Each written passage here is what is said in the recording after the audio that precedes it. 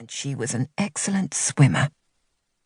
Her mother had forbidden her to go near the water after her father's death, fearing Viviane would drown too. Viviane took a breath, ran down the shingle, and plunged into the icy waves. The cold water closed around her.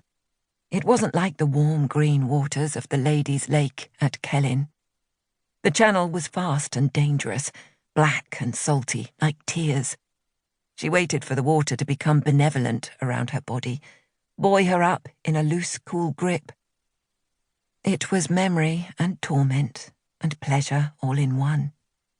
She hadn't cried on the day of her father's funeral, or even when her mother had told her that Kellyn, the estate that had been home to the Alden family for hundreds of years, was to be sold because there was no money to pay the exorbitant death duties. At 14, she'd been too young and too shattered to ask questions. And her mother was consumed by her own anguished grief, torn between anger and loss. Did she remember the anniversary? Would she have agreed to this date for Margaret's betrothal party if she did? In 7 years, she'd never mentioned the events of that day, the way she'd found Viviane, white-faced and silent by the lake, next to the lifeless body of her father. His face turned to the sky, his eyes filled with water and nothing else. Her mother's anguished screams had scared the birds from the trees. The waves were kicking up in earnest now, a tantrum against the bully wind. Seabirds swooped, fighting the gathering power of the gale to screech a warning to her. She ignored them. She wasn't afraid of the waves or tricky currents, was sure of the strength in her body, the power of her whole, healthy lungs. She'd fallen and broken her left leg as a child, and was left with scars and a permanent limp. She was awkward and clumsy on land, so her father had taught her to rule the water. They swam together like fish, like diving birds, like swans, and then lay on the grassy bank beside the lake to dry in the sun.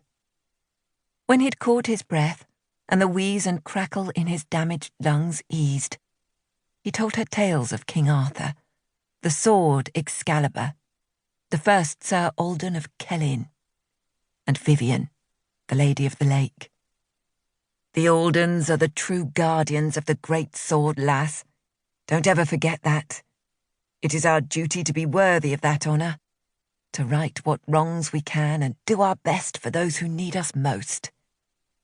He'd rise from the grass, knowing he must get dry and warm and return to the house to take the medicine that helped his lungs, ruined by a gas attack during the war. A vile and cowardly weapon, he said. He rarely said more, but she knew when he was in pain by the strain on his face, by the harsh sound of his breathing, the rasps and whistles and hacking coughs. She'd also known that it had been getting worse, and he had more bad days than good. The whole village, the whole country, had mourned the death of Major Sir Arthur Alden of Kellyn. Soldiers who'd served with him came from all over the country for his funeral. Winston Churchill had been there, and Lloyd George, and the Earl of Rutherford, who had become Mamma's second husband. Viviane took another deep breath and kicked hard, fought the fierce shove of the waves, pushing back with every stroke. She would never drown. She felt the cold numb her, willing her to let go, to release the air in her straining lungs. Was this what her father had felt in his last moments? She held her breath until her chest ached and dark spots spun before her eyes. Only then did she kick for the surface, using her weaker leg, forcing it to take her upward. She drew a long breath just as a wave crashed over her, and she swallowed half of it, coughing, choking on the burning salt water as it filled her throat. The storm tide spun her around, stronger now. The distant shore was all but obscured by the rising waves.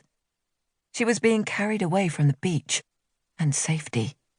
She gasped for breath, began to swim, but she was tiring, pushed to her limit, her heart pounding, her scarred leg aching.